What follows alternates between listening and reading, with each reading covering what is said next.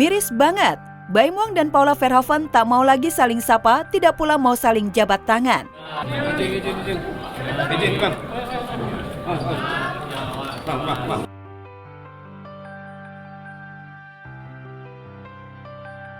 Paula Verhoeven masih menyisipkan senyuman meski sangat tipis.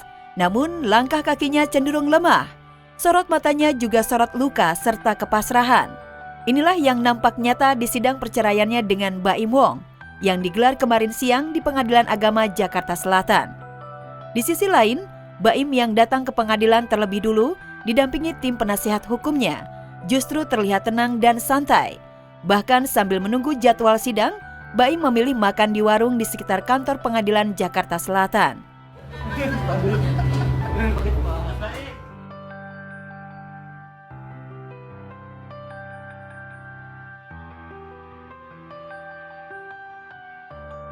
Keganjilan berlanjut, bahkan lebih miris. Dua insan yang secara hukum Indonesia masih suami istri ini tak sama sekali saling tegur sapa. Publik ikut sedih dengan apa yang terjadi di Pengadilan Agama Jakarta Selatan. Namun lebih sedih lagi bila menyimak dengan seksama wajah serta mata Paula. Prosedur persidangan pun agak ganjil karena terbuka untuk umum. Padahal meski baru mediasi, persidangan perceraian harusnya tertutup. Apa yang terjadi membuat publik terutama warganet berasumsi liar. Mungkinkah ini disengaja? Mungkinkah pihak Baim belum puas membongkar pengkhianatan Paula? Mohon doanya semoga semua berjalan lancar dan semua berjalan yang terbaik. Doain aja. Nantilah, nggak usah sekarang. Belum di pembuktian kan gitu. Jangan sampai ya anak-anak tuh tahu gitu. Jangan sampai menampuk air di dulang kena muka sendiri. Allah mah tahu dah itu aja. Yeah. Sikap serta gestur tubuh Baim pada Paula ataupun sebaliknya menyeratkan bahwa mediasi gagal total. Memang ini baru mediasi pertama. Majelis hakim pun meminta kedua pihak bermediasi di luar persidangan sampai sidang selanjutnya. Namun perdamaian justru kian nyata jauh panggang dari api. Palu cerai dari hakim pun seolah tinggal menghitung hari saja. Baim Wong dibalik ketenangan wajahnya ternyata begitu tegas dan ngotot ingin segera resmi berpisah. Ia juga tegas membuat gugatan hak asuh atas Kiano dan Kenzo, dua buah hatinya hasil pernikahan dengan Paula. Minta doanya aja ya. Mediasi dilanjutkan lagi pada hari Senin jam 1 atau jam 2. Belum ada titik temu, dibahas nanti dibuatkan usulan untuk hak asuh anak itu pada hari Senin siang. Treatment seorang ibu dengan ayah itu berbeda. Treatment seorang ayah pada ibu juga berbeda. Nah itu harus dikombin gitu. Intinya bagaimana anak itu mendapatkan yang terbaik. Meski simpati publik lebih banyak ke Paula, namun posisi hukum Paula masih terpojok. Pihak Baim mengklaim punya semua bukti yang dibutuhkan pengadilan terkait tindak pengkhianatan Paula. Akankah sang supermodel ini menyerah dan pasrah? Untuk urusan gugatan, saya serahkan langsung ke kuasa hukum saya.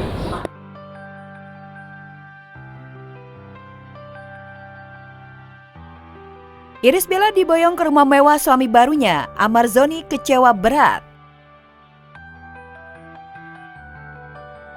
Bak mendapat durian runtuh, Irish Bella siap tempati rumah barunya yang mewah dan megah bak istana, milik suami barunya Haldi Sabri. 3 hari pasca menikah, Irish Bella bersama 2 anaknya, Air dan Ara, diboyong Haldi Sabri ke tanah kelahiran Haldi di Aceh. Pengusaha alat-alat kesehatan itu mengajak mudik Ibel, tak hanya untuk dikenalkan kepada keluarga besarnya, tapi mereka juga dikabarkan akan menggelar resepsi sekaligus prosesi pernikahan adat Aceh. Kita udah sampai, let's go.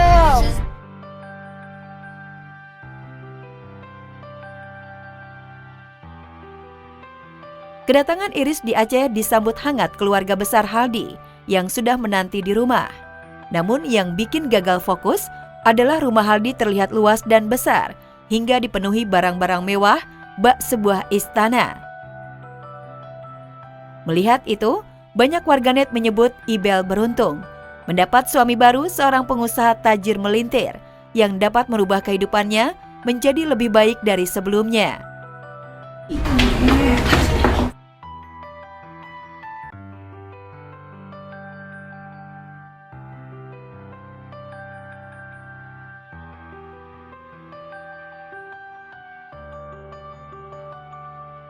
Selain di kampung halamannya Aceh, Haldi Sabri ternyata juga memiliki rumah mewah di kawasan Bekasi, Jawa Barat. Di rumah inilah nantinya Irish Bella dan 2 anaknya akan tinggal bersama Haldi.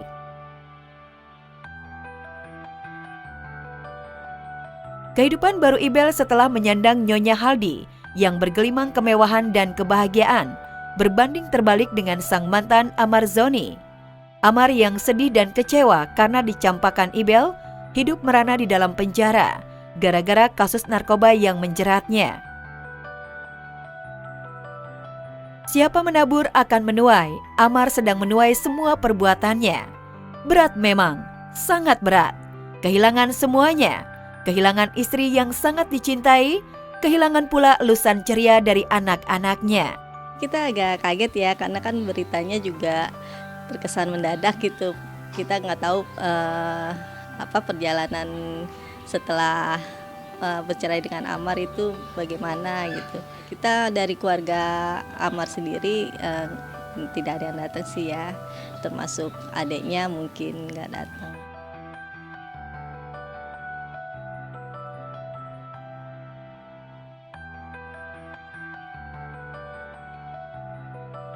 Edward Akbar serang balik Kimberly Ryder lewat bukti CCTV. Pihak Edward Akbar menunjukkan perlawanan terhadap Kimberly Ryder ketika sidang perceraian mereka yang beragendakan mendengar keterangan saksi dari tergugat digelar di Pengadilan Agama Jakarta Pusat Rabu kemarin. Menghadirkan sepupunya untuk memberi kesaksian, Edward Akbar membantah tudingan melakukan tindak KDRT seperti yang dibeberkan Kimberly pada sidang sebelumnya. Mengenai penyekapan sendiri kan memang sudah disampaikan ya ketika Edward hadir di dalam suatu stasiun TV bahwa tidak ada penyekapan. Pernyataan saksi sebenarnya ya apa yang dia lihat aja sih selama ini, karena kan selain dari itu kan banyak yang nggak kelihatan. Tak cukup membantah, pihak Edward juga melakukan serangan balik dengan menyebut adanya dugaan kekerasan yang dilakukan Kimberly terhadap anak mereka. Untuk memperkuat tuduhannya, pihak Edward menyertakan bukti berupa surat dan rekaman CCTV. Mengenai bukti kami sudah sampaikan tadi, ada beberapa diantaranya yaitu KTP, ya, akte anak, dan juga CCTV. Sebagai ibu ada yang kelepasannya ada, disiksa pun juga tidak, dan setelah itu pun aku minta maaf sama Aisyah.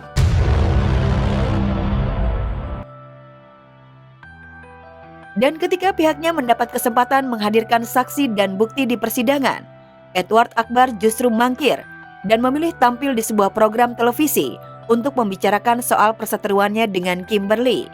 Perilaku Edward itu tentu saja mengundang tanda tanya. Apakah Edward tidak berani berhadapan langsung dengan Kimberly di persidangan? Atau Edward sengaja memilih mengkomersilkan masalah rumah tangganya yang sedang di ujung tanduk? Iya kan aneh gitu, dia datang ke acara TV tapi dia nggak datang ke sidang. Selesaiinnya semua di sini aja gitu loh.